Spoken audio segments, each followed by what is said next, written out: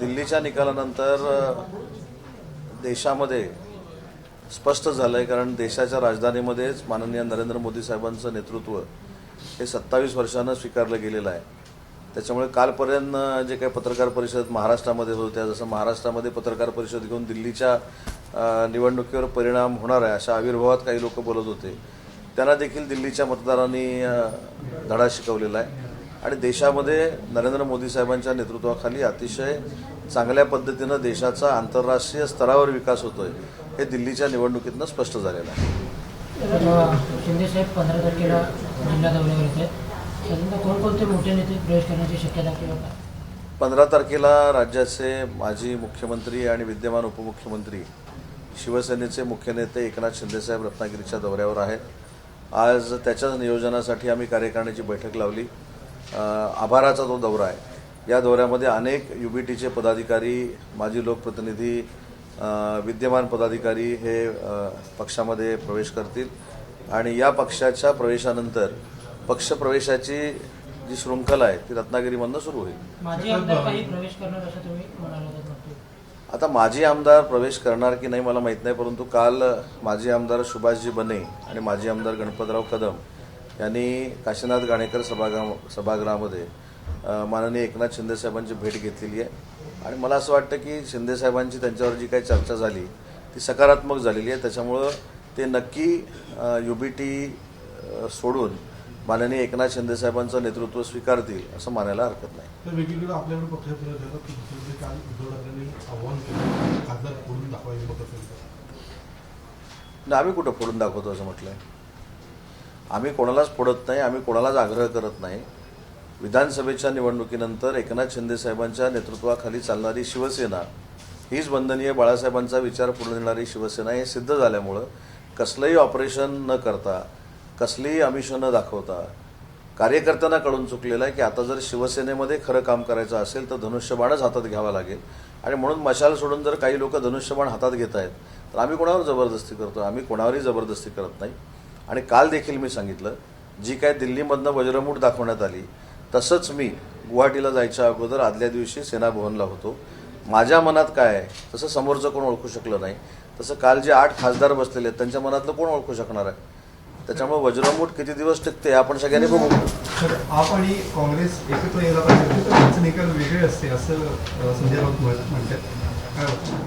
हो, आपला पडलेली मतं, काँग्रेसला पडलेली मतं, काय अंकगणित बीजगणित काय आहे की नाही? त्याच्यामुळे मला असं वाटतं की मला त्याच्यावर काही बोलायचं नाही.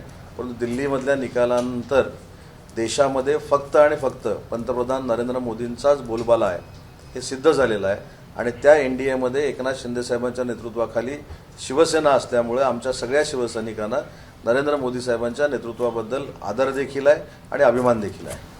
सगळी वोट आणि सगळी हे बीजेपीला, त्यामुळे ही अघोरी विद्या आहे असं संजय राऊत म्हणतात. दिल्लीमध्ये भाजपाची एनडीएची सत्ता आली त्याच्यामुळे ह्यांच्या प्रश्नाला उत्तर काय देत बसायचं? त्यांचं त्यांना बोलत राहू दे. दिल्लीमध्ये देखील देशाच्या राजधानीमध्ये देखील एनडीएची सत्ता आली, भाजपाची सत्ता आली, हे आमच्या दृष्टीनं महत्त्वाचं आहे.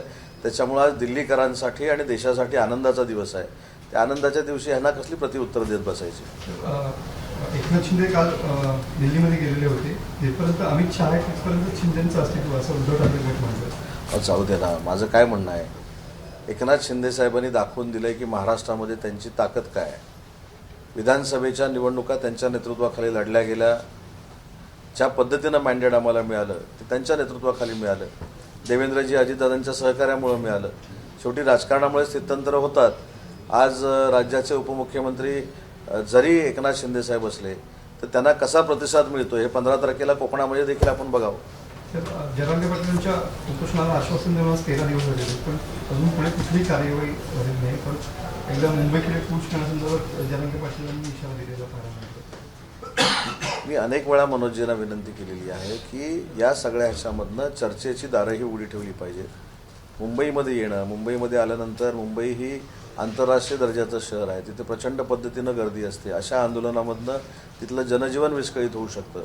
म्हणून त्यांनी मुख्यमंत्र्यांशी, दोन्ही उपमुख्यमंत्र्यांशी किंवा सरकारशी डायलॉग ठेवला पाहिजे, सरकारशी बोललं पाहिजे. आणि त्यांना जी काय आश्वासनं दिलेली होती, परवाच्या सुरेश धस तिथे गेले होते, ती नक्की शासन पूर्ण करेल. परंतु ज्या पद्धतीनं ओबीसीमधनं आरक्षण पाहिजे ही जी काही भूमिका आहे याच्यामध्ये आमची भूमिका स्पष्ट आहे की ओबीसीवर कुठच्याही पद्धतीचा अन्याय होणार नाही ही महायुती सरकारची भूमिका आहे.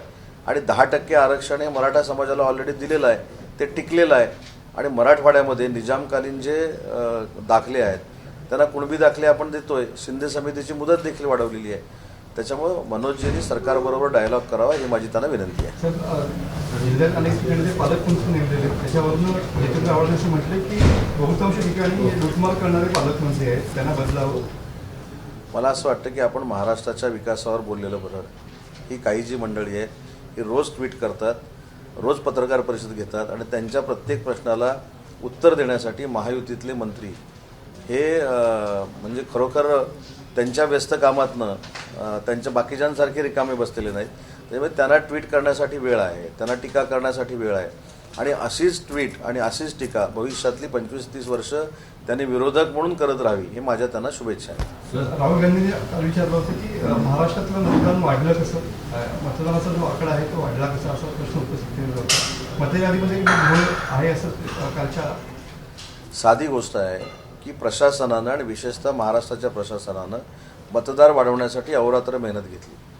काँग्रेस सोडून बाकी सगळ्या पक्षाने मतदार वाढवण्यासाठी मेहनत घेतली. शिवसेनेनं मेहनत घेतली, भाजपनं घेतली, अजितदादांच्या राष्ट्रवादी काँग्रेस पार्टीने घेतली आणि म्हणून मतदार वाढलेले आहेत. मतदानावर आक्षेप घेणं म्हणजे मतदारांचा अपमान आहे. आणि मला असं वाटतं की कालची राहुल गांधींची जी पत्रकार परिषद होती ही महाराष्ट्रातल्या मतदारांचा अपमान करणारी होती. ज्यांनी मतदान वाढवलं नाही, मतदार वाढवले नाहीत, हा तुमच्या पक्षाचा दोष आहे. तुमच्या पदाधिकाऱ्यांवर कारवाई करा. पण ज्यांनी मतदान करून महायुतीचं सरकार आणलंय आणि तुम्हाला देखील मतदान केलंय आमच्या विरोधामध्ये जाऊन, या सगळ्या मतदारांना आरोपीच्या पिंजऱ्यामध्ये उभं करू नका. हा 100% महाराष्ट्रातल्या मतदारांचा अपमान आहे. तर राजन साळवी इथे 10 तारखेला शिवसेनेमध्ये प्रवेश करत आहेत. सोबत उपमुख्यमंत्री एकनाथ शिंदे यांनी सुद्धा राजन साळवींना फोन केलेला होता. त्यानंतर या सगळ्या घडामोडी घडल्या कसं समोर येतं. राजन साळवी 10 तारखेला शिवसेनेमध्ये प्रवेश करतायत याची कुठचीही माहिती मला पालकमंत्री म्हणून नाही. याबाबत माझी आणि शिंदेसाहेबांची चर्चा झालेली नाही. त्याच्यामुळे ते प्रवेश करतायत की नाही हे कदाचित शिंदेसाहेबांना माहिती असेल, मला माहिती आहे. साहेब, एकनाथ शिंदे सरांचा वाढदिवस 2 दिवसांनी आहे. काय नियोजन असणार किंवा आरोग्याविषयी काय असं वेगळं काय असणार? आरोग्यमंत्री प्रकाशजी आंबेडकरनी एक फार मोठा आरोग्याच्या स्तरावरचा कार्यक्रम शिंदेसाहेबांच्या वाढदिवसाच्या निमित्तानं सुरू केलेला आहे. मी MIDC जे कर्मचारी आहेत त्या 7वी ते 10वी विद्यार्थ्यांना टॅब वाटपाचा कार्यक्रम यावर्षीपासून आम्ही सुरू करतोय. त्याचा कार्यक्रम उद्या माझा नागपूरमध्ये आहे. त्याच्यामुळे असे विविध खात्यामार्फत एकनाथ शिंदेसाहेबांच्या वाढदिवसाच्या निमित्तानं अनेक समाज उपयोगी कार्यक्रम आम्ही सुरू करतोय. ईव्हीएम विरोधात उत्तम जानकर साहेब सुद्धा न्यायालयाच्या प्रतीक्षा तयारीमध्ये आहेत. या संदर्भात काय नाही, EVM हे एक स्वतःचं अपयश लढवण्यासाठी केलेला आहे उपक्रम आहे. त्याच्यामध्ये काही तथ्य नाही. लोकसभेच्या निवडणुकीमध्ये काय बॅलेट पेपर नव्हता, EVMच होतं. त्यावेळी EVM चांगलं होतं कारण यांचे सगळे खासदार निवडून आले. विधानसभेच्या निवडणुकीला आम्ही निवडून येत असताना नांदेडला एक खासदार हा महाविकास आघाडीचा EVMवरच निवडून आलेला आहे. तिथं EVM चांगलं होतं. त्याच्यामुळे जिथं हे निवडून आले तिथं EVM चांगलं, जिथं रोहित पवार निवडून आले तिथं EVM चांगलं. आता कुणीतरी निवडून आलेल्या माणसानं आक्षेप घेतला पाहिजे म्हणून याच्यामध्ये बळीचा बकरा आमच्या जानकर साहेबांना बनवलं जात आहे. आणि मला असं वाटतं की EVMवर आक्षेप घेणं म्हणजे लोकशाहीवर आक्षेप घेतल्यासारखं आहे. अनेक ठिकाणी याच निवडणुका होतात EVMवरच होतात आणि अनेक ठिकाणी EVMवर महाविकास आघाडी निवडून आलेली आहे.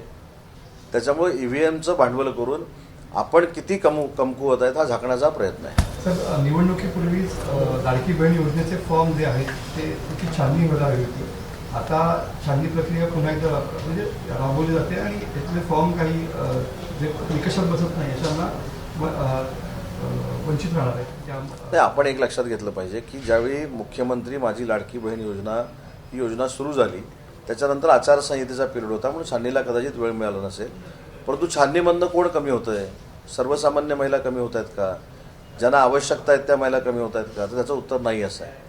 ज्यांच्याकडे 4 व्हीलर आहे, ज्यांचं अनावधानानं किंवा नजरचुकीनं नाव तिथे आलेलं होतं, ज्यांचं उत्पन्न 2.5 लाखापेक्षा जास्त दाखवून रिटर्न्स भरलेले आहेत, अशा लोकांचं नाव कुठेतरी बाजूला होईल.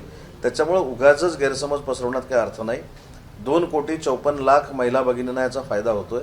त्याच्यातले 2-4 लाख इकडे तिकडे होतील असं माझं मत आहे. त्याच्यामुळे उगाचच काहीतरी गैरसमज पसरवून मुख्यमंत्री माझी लाडकी बहीण योजना आम्ही बंद करणार आहोत हे टाळं फोडण्यात काही अर्थ नाही. एबीपी माझा, उघडा डोळे बघा नीट.